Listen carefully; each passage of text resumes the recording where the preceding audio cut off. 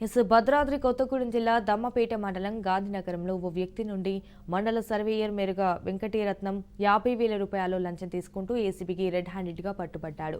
ఖమ్మంలో నివాసం ఉండే మద్దినేని వెంకట్కు దమ్మపేట మండలంలో పొలాలు ఉన్నాయి. తన చెల్లెలికి సంబంధించిన పొలం పాస్బుక్ కోసం దరఖాస్తు చేసుకోగా సర్వే పూర్తి చేసిన సర్వేయర్ వెంకటరత్నం సర్వే రిపోర్టు తన దగ్గరే ఉంచుకుని 1,50,000 డిమాండ్ చేయగా 50,000కు ఒప్పందం చేసుకున్నారు. దీనిపై బాధితులు మద్దినేని వెంకట్ ఏసీబీని ఆశ్రయించాడు. ఫిర్యాదు స్వీకరించిన ACB DSP why Ramesh team మండలంలోని గాంధీనగరంలో మాటు వేసి సర్వేయర్ లంచం తీసుకుంటుండగా రెడ్ హ్యాండెడ్గా పట్టుకుని వరంగల్ కోర్టుకు తరలించారు.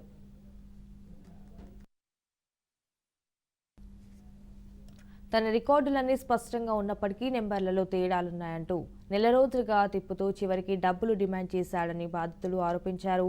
రెవెన్యూపై మినిమం నాలెడ్జ్ లేని వ్యక్తి 6 ఏళ్లుగా సర్వేయర్గా ఇక్కడ పని చేస్తున్నాడని వాపోయారు. ఎవరు ఏ పని కోసం వచ్చినా సకాలంలో పని చేయకుండా విసిగించి డబ్బులు డిమాండ్ చేస్తూ రైతుల కష్టాన్ని కొల్లగొడుతుండటంతో విసిగిపోయి ఏసీబీని ఆశ్రయించామని వెంకట్ తెలిపారు.